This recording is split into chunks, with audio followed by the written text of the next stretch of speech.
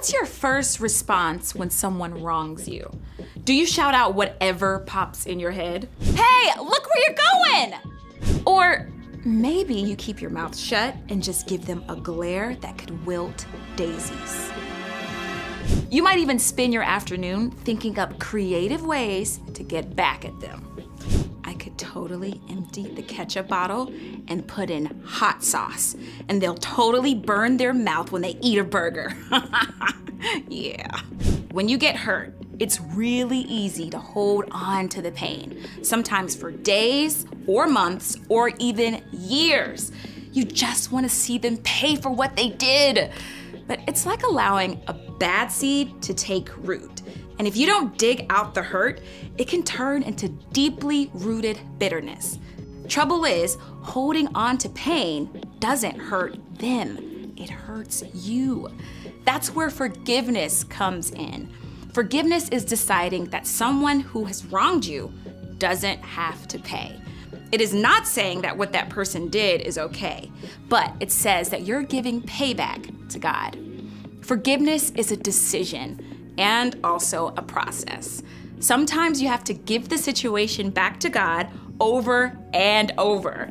But when you trust God for strength to forgive and root out bitterness, you make room for beautiful things to grow. Things like peace, joy, and compassion. And the very first step, ask God to wipe away the wrong things you've done. God will always forgive. Then you can pass that same forgiveness on to those around you. That's why forgiveness is an amazing way to worship God with your life. Because worship is about more than just singing loud. It's all about living loud. Yeah. Come on. Let's go. I know I'm gonna make mistakes in this life I live, but you never leave me. You forgive. I won't always get it right. It's alright, 'cause no matter what I do, I'm always loved by you. In the morning time, I'm gonna sing. God, you make me smile when you're doing your thing. I'm thankful for the way you set me free, and all of the ways that you love me. I know I'm gonna make mistakes in this life I live, but you never leave me.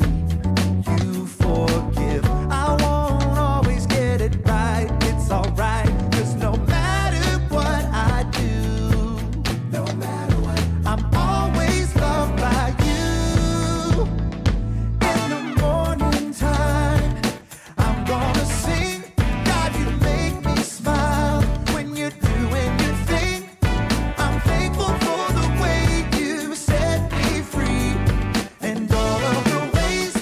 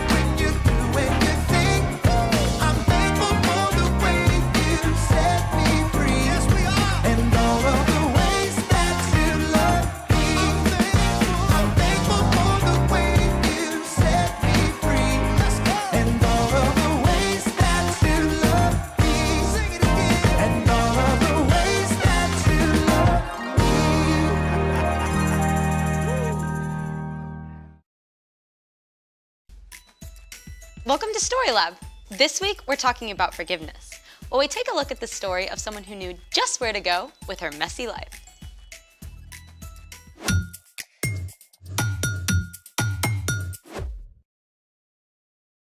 Hey, I'm Skylar. And I'm Sebastian. We're talking about forgiveness, which is deciding that someone who has wronged you doesn't have to pay. Speaking of forgiveness, Yes, you know how we're all works in progress? of course. And you remember that beaker full of delectable M&Ms that you left on the counter yesterday? Oh, right, thanks for reminding me. I totally want a snack right now.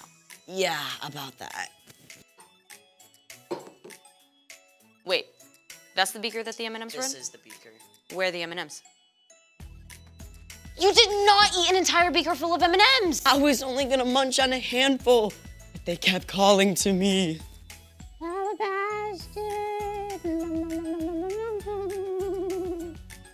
I cannot believe you ate all of my M&Ms. I feel terrible. Bet your stomach did too. True story. I'm really, really sorry. I'll get you some more. I forgive you. Thank you. I'm gonna get you some more, I promise. Cool. But I know something we can do with it first. Something better than M&Ms? Yep. Let's make it. Step 1. Take a candle and place it in the center of the dish. Step 2. Put a few drops of light food coloring in a container of water. Because around here, we love food coloring.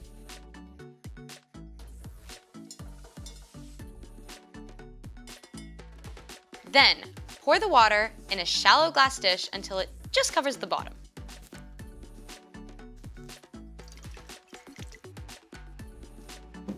Step 3. Light the candle. Grown-up alert, grown-up alert. Yes, make sure you have a grown-up present. Or you may accidentally do something that requires a lot of forgiveness. That was a little dramatic. Yeah. Step 4. Cover the candle with a glass beaker. A conveniently empty glass beaker. Then the final step is you're going to put a few drops of dark food coloring around the rim.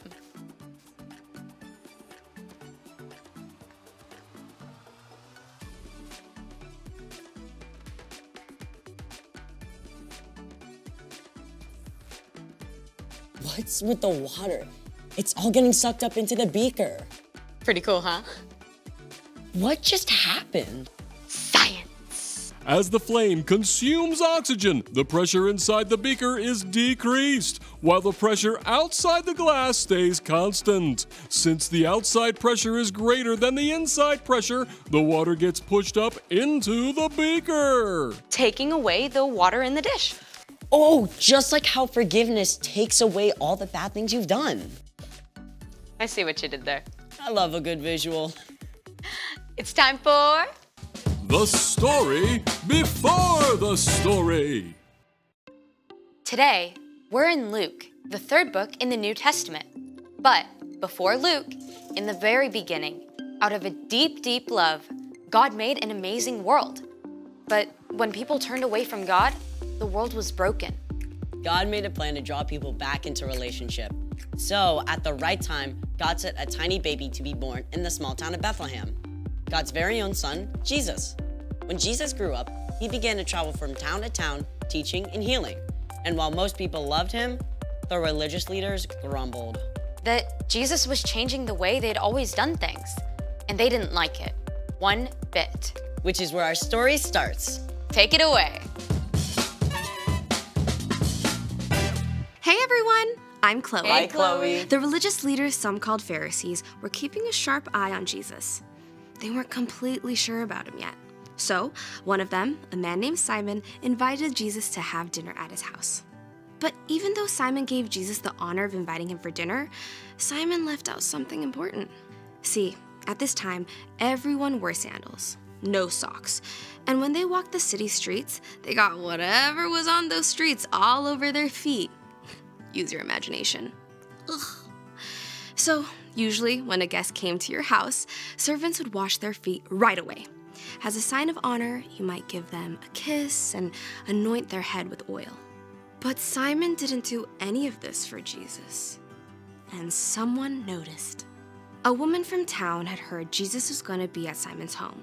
She lived a difficult life and done many wrong things, but she knew that Jesus' love and mercy were greater than her sins. She desperately wanted to see Jesus, so she came to Simon's house and saw where Jesus sat at the table. Now, you've got to understand something about how people sat to eat at this time. Tables were low down, so you actually sat on the floor. In fact, you might even lie down on your side with your head over here by the table and your feet back over here behind you. The woman had bought an expensive container of perfume to pour on Jesus' feet as a sign of love and honor. She must have thought it was terrible that no one had offered to wash his feet and wanted to do it herself.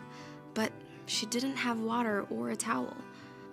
So this woman actually used her own tears to wash Jesus' feet and wipe them with her hair. It seems strange to us, but it was an incredible sign of this woman's love and devotion. After washing Jesus' feet, the woman kissed them. Then she took the perfume she'd bought and poured it out over them. As the strong, sweet smell of perfume filled the room, Simon and the other guests watched the woman. They were shocked by what she was doing. Simon said to himself, "If this man were a prophet, he would know who was touching him. He would know what kind of woman she is. She is a sinner." Simon thought this inside his own head, but Jesus knew exactly what Simon was thinking. So he told a story to help Simon understand. Simon, I have something to tell you. Tell me, teacher. 2 people owed money to a certain lender. One owed him 500 silver coins. The other owed him 50 silver coins. Neither of them had the money to pay him back, so the lender let them go without paying. Which of them will love him more? The room was so quiet, you could hear a pin drop. At last, Simon spoke. I suppose the one who owed him the most money. You are right. Do you see this woman? I came into your house. You did not give me any water to wash my feet, but she wet my feet with her tears and wiped them with her hair. You did not give me a kiss, but this woman has not stopped kissing my feet since I came in. You did not put any olive oil on my head, but she has poured this perfume on my feet. Wow, Simon got called out. Simon had invited Jesus out of curiosity, but he hadn't shown him any love or respect. This woman's many sins have been forgiven. She has shown that she understands this by her great acts of love. But whoever has been forgiven only a little, loves only little. Your sins are forgiven. Excuse me. Who is this who even forgives sins?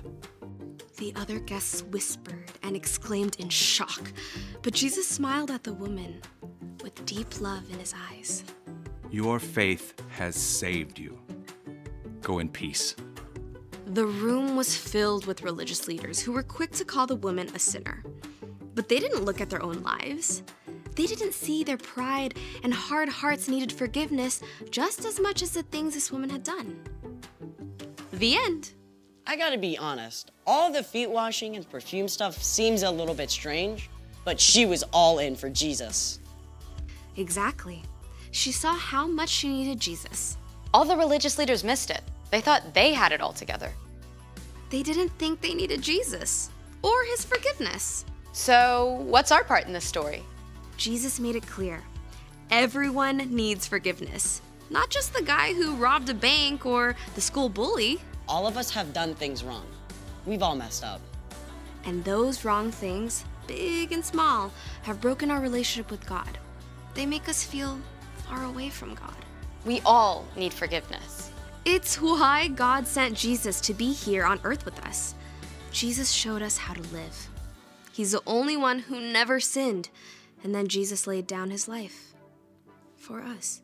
When Jesus rose to life again, sin and death were defeated. When you choose to follow Jesus and ask God for forgiveness, God wipes away the wrong things that you've done. God looks at Jesus' perfect life instead of your sins and says that you don't have to pay for those sins anymore. That's the most amazing thing ever. So don't miss this. You've done wrong things. You need to be forgiven. But because of Jesus, God is ready and willing to forgive you and wipe away the wrong things you've done. Right this second. That's amazing. Enjoy. See you next time. Bye, Chloe. So here's the thing.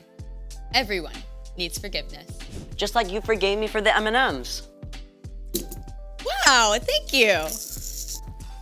Can I have a few? A few.